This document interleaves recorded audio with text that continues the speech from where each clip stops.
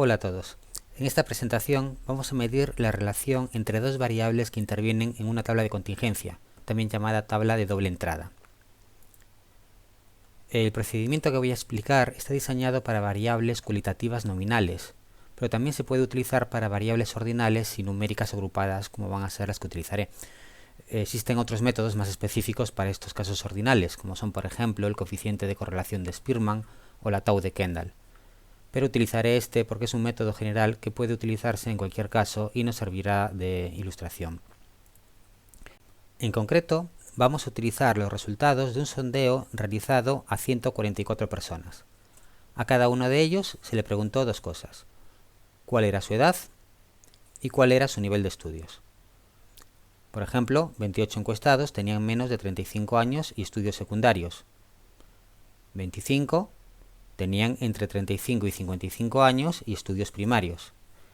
El resto de las celdas se interpreta de forma similar. En la fila inferior tenemos los totales por columna y en la columna de la derecha tenemos los totales por filas. El tamaño muestral es 144. Nos preguntamos si el nivel de estudios es independiente de la edad. Es decir, nos preguntamos si el nivel educativo de los jóvenes de 35 años es el mismo que el alcanzado por las personas dentro de cualquier otro grupo de edad. Esto lo vamos a hacer comparando estos números, que llamamos frecuencias observadas, con las frecuencias esperadas que esperaríamos encontrar en caso de que las variables fueran efectivamente independientes. La frecuencia esperada para los jóvenes sin estudios, que es esta celda que estoy señalando, bajo la suposición de que las variables fueran independientes, la calculamos de la forma siguiente. Lo que hacemos es multiplicar la probabilidad de que el encuestado sea joven, es decir, que tenga entre 15 y 35 años, que es esta cantidad, por la probabilidad de que el encuestado no tenga estudios, que es esta otra cantidad. Si hubiera independencia, este producto nos da la probabilidad de observar un joven sin estudios. Como hemos observado 144 casos, el número esperado de jóvenes sin estudios se obtiene multiplicando esta probabilidad por 144. En resumen, multiplicamos 46 entre 144 por 25 entre 144 por 144 para obtener una frecuencia esperada. Aquí podemos simplificar y obtenemos esta expresión, que es la más utilizada para calcular la frecuencia esperada y que nos dice básicamente que si nos interesa la frecuencia esperada de una celda, lo que tenemos que hacer es multiplicar el total de esa columna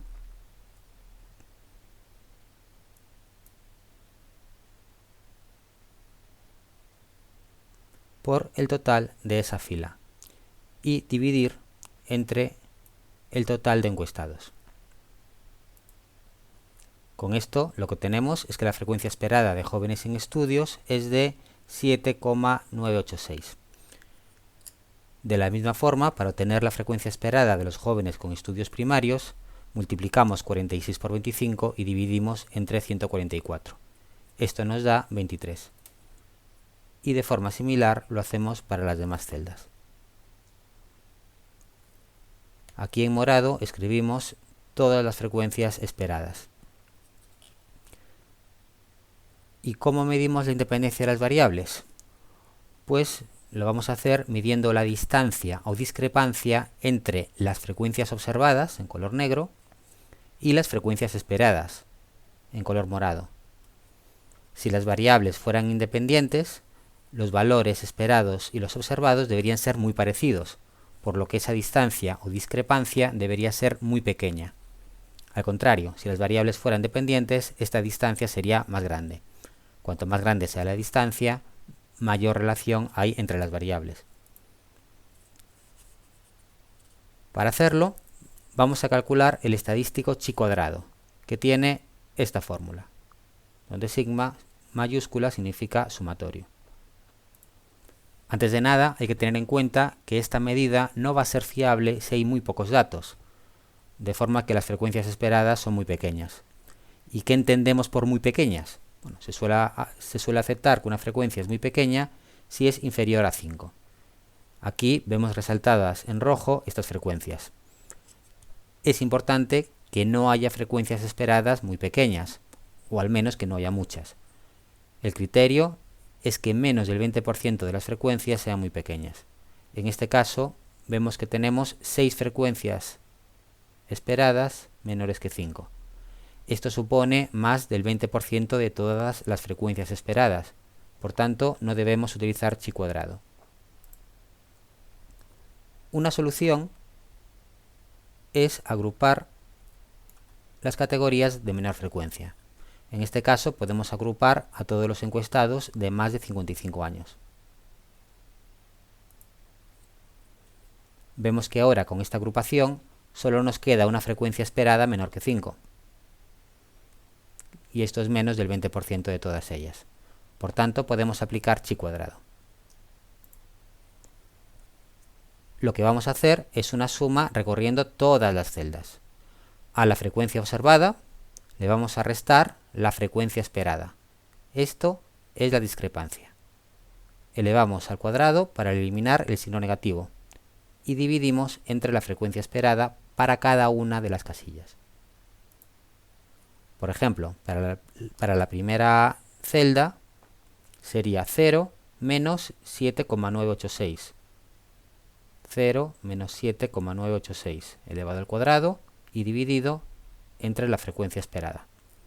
Para la segunda, tercera y así sucesivamente, hacemos lo mismo hasta obtener este valor, que es 107,68. Este es el resumen de todas las discrepancias que hay entre las frecuencias observadas y las esperadas en caso de independencia. Ahora bien, ¿esa discrepancia de 107,68 es alta o baja? Un problema de esta medida es que no está acotada. Esto quiere decir que en principio no tenemos forma de dar respuesta a esta pregunta. Es por ello que existen otras medidas, todas ellas relacionadas con el chi cuadrado, que nos dan un valor relativo para esta discrepancia. Una medida muy sencilla de calcular, una vez tenemos chi cuadrado, es el coeficiente de asociación, que se obtiene dividiendo chi cuadrado entre el tamaño muestral. En este caso, 107,68 entre 144, que es 0,75. Se trata de un coeficiente, luego podemos escribirlo en formato porcentaje, es decir, 75%. Otra medida muy utilizada es el coeficiente de contingencia, que tiene una fórmula algo más laboriosa, pero que se utiliza con más frecuencia que el coeficiente de asociación. En este caso, su valor es 0,65 o 65%. En este caso se trata de un valor muy alto, por lo que podemos decir que las dos variables están muy relacionadas.